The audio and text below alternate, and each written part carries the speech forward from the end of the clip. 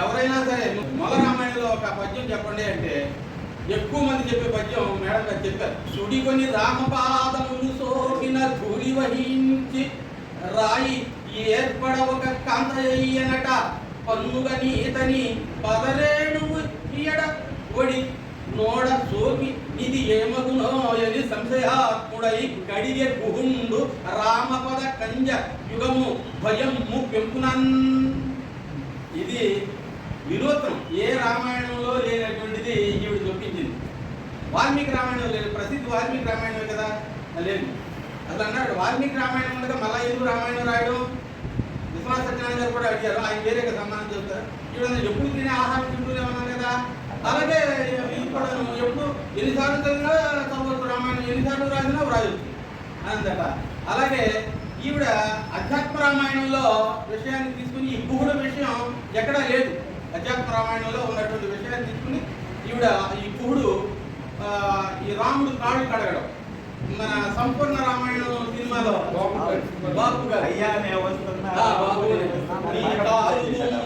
నీ కాలు దుమ్ము సోకిరాయి ఆడది అయినాదంట, నా నావ మీద కాలు పెడితే ఏమవుతాదో తంట, దయచూపి ఒక్క మారు కాళ్ళు కడగనీయమంట, మూడు మూర్తులను నారాయణ మూర్తి మంట, రామయ్య తండ్రి రామయ్య తండ్రి నోములన్నీ పండినాయి రామయ్య తండ్రి. అది చక్కగా బాబు ఉపయోగించుకుని చక్కగా తీశారనమాట. ఇది ఈవిడ స్పెషాలిటీ. తర్వాత తులసి దాస్ రాసినటువంటి రామచరిత మానసులో కూడా దీన్ని ఉపయోగించుకున్నట్టు చెప్తారు మేము.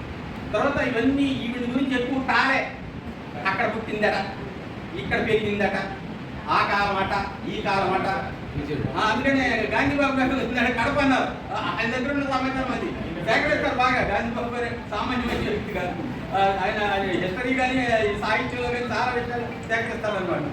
అయితే ఎక్కువ మరి ఒకటి ఆ కాలంలో స్త్రీ, రెండోది బీసీ, ఉమ్మరి ఉమ్మరి ఉమ్మరి స్త్రీ కదా, ఉమ్మరి స్త్రీ రామాయణం రాయట్లా. మరి అఘటనలో సమర్థులు ఉన్నారు కదా, వాళ్ళందరికీ ఎంత తలవంపులు లాంటిది అనమాట. అందుకని అవి కూడా శుభ్రంగా 6 కాండలే 800 చిల్లర పద్యాలు, అవి టాలే 871 845 అని అన్నీ టాలే. కాబట్టి అలా రాసి 6 కాండలు మాత్రం వదిలిపెట్టాలి. బాలకాండ, అయోధ్యకాండ, అరణ్యకాండ, కిష్కింధకాండ, కిష్కింధకాండ, సుందరకాండ, అయోధ్యకాండ. కవిత్రయం ఎవరంటే నన్నయ్య తిక్కన ఎర్రన అనాలి. ఇక్కడ నన్నయ్య ఎర్రన అనకూడదు. మన జెండాలో రంగులు ఎలా చెప్పుకుంటామో కాటవాయువు తెలుపు ఆకుపచ్చని అలాగే చెప్పుకోవాలి. అట్లాగే సుందరకాండ, యుద్ధకాండ, ఆ 6 కాండలు మాత్రం అలాగే ఉంచారు. చక్కగా క్లుప్తంగా రాసుకున్నారు. ఎక్కువ బొంబాస్టిక్ వర్డ్స్ అంటే చూసారా, ఈ మూల గోడ పదాలు వద్దంటారు ఆవిడ. చాలా తేలిగ్గా ఉండాలి కవిత్వం అంటే, చక్కగా ఎవరు చదువుకున్నా అర్థమయ్యేట్టు ఉండాలని అంటారు.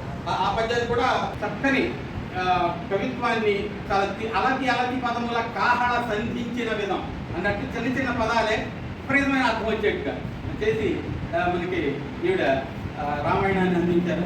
ఇవాళ రామాయణం మీద చాలా చాలా పద్యాలు ఉన్నాయి ఆవిడ దగ్గర. అవన్నీ నాకు కావాలనిపిస్తుంది.